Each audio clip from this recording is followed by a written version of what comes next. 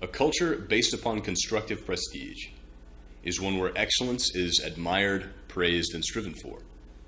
Now, this is the sort of culture that tends to arise in all male spaces, where men congregate around either a common goal or a common passion. Now, what is gynocentric prestige and how does it differ from this? When you add women into a public space, any mutual encouragement towards excellence eventually becomes replaced among the men of the group by a subtle negativity towards one another's efforts. The reason that men strove to keep women out of public spaces like the office and government in the past is derived from, I think, the recognition of the difference in these two cultures. Why is this important? Well, let's take a look at the micro level and try and map out the psychology of the male mind itself, more specifically how I theorize it processes these different forms of prestige. I think men naturally are drawn to pursue excellence for its own sake. Pursuit of excellence is highly rational in the hunter-gatherer sense of the word. And that's why I think it makes us feel so good to achieve mastery, to channel our dominance drive towards the achievement of excellence. Patriarchies in the past existed as much as anything because men recognized, I think, that clear-headed and sometimes ruthless decision-making was necessary for the promulgation of the human race in a time of natural danger and resource scarcity. However, once survival of the tribe is secured, on both the micro and macro level, men become inundated, I think, by the gynocentric prestige-seeking aspect of the male psyche. Why do men take on jobs that are high-paying, but ultimately destroy them with stress and far more pressure than even the most anti-fragile man could possibly enjoy? Well, it's for the approval and the faux admiration of the female specter lurking at the periphery of his own consciousness. He is showing off towards the female gaze haunting his own mind, and he revels in the energy that her approval continually provides him through a form of narcissistic ego validation. A man doesn't need to open his mouth to other people about his accomplishments, his gynocentric prestige-based accomplishments, how much money he's made in order to impress women, how much status he's had in order to impress women. He knows his actions will speak for themselves, but somehow the man's many victories perpetually turn to ashes. And most men are puzzled by this, but I'll tell you why it is. The man is driven by his own sense of insecurity. He is driven by his own sense of inadequacy and the mindset of too much is never enough. Nothing is ever enough. Think of a 35-year-old brooding lawyer in New York, right? Let's use a tangible example. Now, this guy's got all the wealth, the prestige that anyone could want. He's had victory after victory in his life. He's got a nice high-rise in New York City. Beautiful fiancée sleeping softly on his bed. It's 4 a.m. He's staring out over the veranda at the cool morning air, wondering why the fuck he's so goddamn miserable on the inside. I'll tell you why he's miserable. He's miserable because he's taken the bait of this female specter in his own consciousness. He's fallen into the psychological trap of striving to acquire gynocentric prestige, and he's succeeded. He's very gynocentrically prestigious, but not only is he miserable, gentlemen, he has to keep his misery a secret, because if anyone finds out he's actually miserable, something's wrong with the guy, right? They'd hate him. Because by society standards, read gynocentric prestige standards, he's got everything a man could ever possibly want. But he feels ashamed because the problem lies within him, he feels. And that's partially true. He's miserable because this is what happens when a man chases the impossibility of his own godhood in the archetypal sense. I'm not talking about he's literally chasing godhood. It is an unfulfillable mission. And we as men, we love missions. But think about it. You always read these articles like, oh, women find the brooding man attractive, the brooding proud man the most attractive.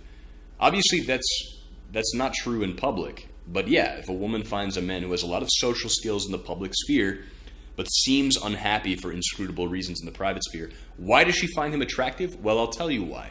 It's because the brooding man is brooding because in one way or another he's succumbed to the siren call of the female specter in the periphery of his own consciousness. And he has chosen to strive to acquire gynocentric prestige and sacrifice himself on the altar of the Sisyphusian chasing of his own godhood.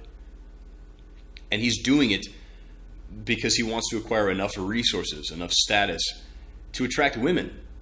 It's all for women. It's not for himself. That's why. Women recognize it. The perfect workhorse, right? The perfect provider is one who tortures himself to keep climbing the ladder. That's the unhealthy form of ambition that women love, and they love to reward it. He's subcommunicating that he wishes to become the ultimate gynocentric alpha. The man who has many resources, who has great status. She wants a slice of his emotionally wounded cake to manipulate him and ultimately secure his resources, his status. Infatuation's all that is love to a woman. That infatuation must perpetually be maintained. And otherwise she'll just leave for someone with better resources. One of the most compelling villains I ever encountered is from this video game I grew up on. It's called Baldur's Gate 2. The villain's name is John Irenicus. He was this powerful mage, this extremely powerful mage who fell in love with the queen of his people.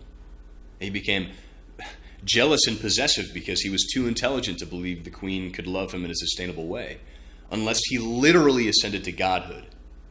His pursuit of godhood was just to be lovable to the eyes of the woman that he loved. And it drove him to a life of ruination and misery. I think infatuation is a narcissistic projection on the man's part as well. I've said this many times. In a way, I think a man, he sees a version of himself reflected in the eyes of a woman that he's with that he actually likes for the first time maybe in his life. Because think about it, culturally at least, and I think it comes down to our biology as well. Men were conditioned to believe we have no worth except for what we can give to women. Or give to the tribe or whatever. We have no worth in and of ourselves. And that leads, I think, a lot of times to self-hatred for men. So when a man finally falls for an image of himself that isn't loathsome in the eyes, reflected in the eyes of the woman that he's infatuated with, it's just narcissistic projection. Yeah, he feels empowered by... I think a lot of men will know what I talk about when I say that there's this form of God worship, so to speak. It's a microcosm of God worship. It's not exactly the right terminology for it, but a woman will worship a man she believes in. And you can see it in her eyes. But in the end, he's also fallen for himself, the self he sees reflected in her eyes that has worth. He's reinvented himself as a man of worth. But he's not striving for excellence for its own sake now. He's striving to bolster the godhood found reflected in the eyes of the woman he's currently with, because he realized that to satisfy a woman's hypergamy and to keep her attracted, godhood is required. And so he'll push himself harder and harder, rolling the Sisyphusian boulder of his own unhappy efforts in prestige-laden areas up the mountain of gynocentric success. It'll never make him happy. And it'll never be enough for her. I said this in the Muse Effect. A woman, especially in the hyper-real society we inhabit in modernity, is geared towards desiring Christian Grey and believing she's entitled to it. She's just told this over and over. She deserves it. She's constantly being hit on if she's beautiful and young by other men. Her current man must, in order to keep her infatuation state, continually pass checks in order to remain desirable in her eyes. Over time, though, the pathogenesis of vulnerability becomes easier and easier to incept naturally, even in terms of a glance. No matter what he hypothetically tries, it'll never be enough. This is just a woman's innate biopsychology mixing with current culture. The infatuation fades away. And that infatuation, again, it's what we call love. Oftentimes you hear people saying, well, we have a traditional relationship and we're happy. We're happy. How much of that is just they care way too much about what society thinks and they just want to seem like they're happy? Or maybe they're living a long-distance relationship. I said this in the Muse Effect. You have this traditional relationship where the woman is like, wow, he's so dreamy. I look at he's above everybody else. Do they live together? Give it a year. Give it 2 years. Yeah, I've said it before. Technology has advanced us to an anesthetized place. An instant gratification place our biology has not had time to adjust to. I believe any relationship is one inherently gynocentric, as the man must continue to strive harder and harder to keep the same woman interested, as her natural infatuation inevitably erodes, and 2, futile. The infatuation will, in a scientifically proven way, fade. And the infatuation is the only thing powerful enough, in terms of a dopamine-laden neurochemical cocktail, to keep a woman interested in a man who has many options. A woman that has many options, anyway. After everything fails, after the breakup, the face of this haunting female specter in a man's mind becomes the woman that left him. And it wounds him because of this, gentlemen, is the knowledge that no matter how hard he tried to keep her, he himself was insufficient to maintain her attraction, even though he tried his hardest. And that's what kills a man on the inside. That narcissistic high of his own gynocentric prestige-based relationship at the beginning, the worship reflected in a woman's eyes at the outset, created a drug addiction that will drive a man to self-hatred and hatred for those around him after everything falls to shit. And then he will either fall into a depression or he will redouble his efforts to climb the gynocentric prestige ladder, running always away from his own inadequacy. It's a self-fulfilling prophecy. I think gynocentric prestige is the main reason for this deeply ingrained blue pill masochism. I know you know what I'm talking about. Men love to humble brag, subcommunicate about how much they can suffer without overtly complaining about it. It's a blue pill suffer pride.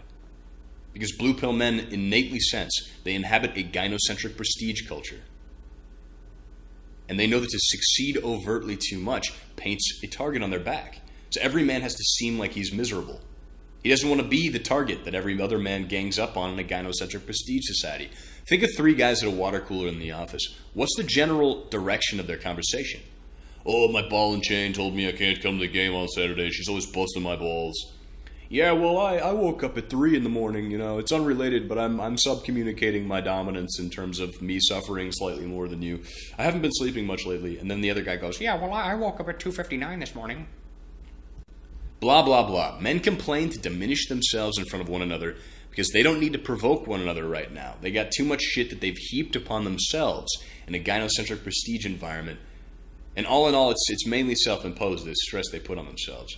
They work extra hours they don't need to work to bribe a wife that doesn't deserve them into not leaving them with more necklaces and baubles and additions on the house while she cheats on him with the milkman. But they do so in a passive-aggressive way meant to subcommunicate their own toughness. And that's the sickest part.